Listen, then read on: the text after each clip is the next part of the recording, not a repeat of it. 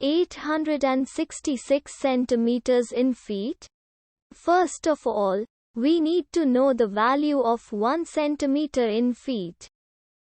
It's always 1 centimeter equals 0.03280839895 feet. Now we have to multiply 0.03280839895 by 866.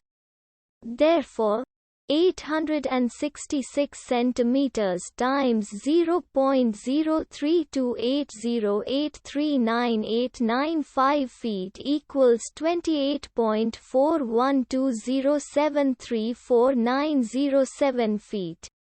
So, in other words, 866 centimeters equals 28.412073497 feet.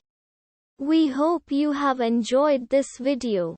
Please like and subscribe to our channel for more videos like this.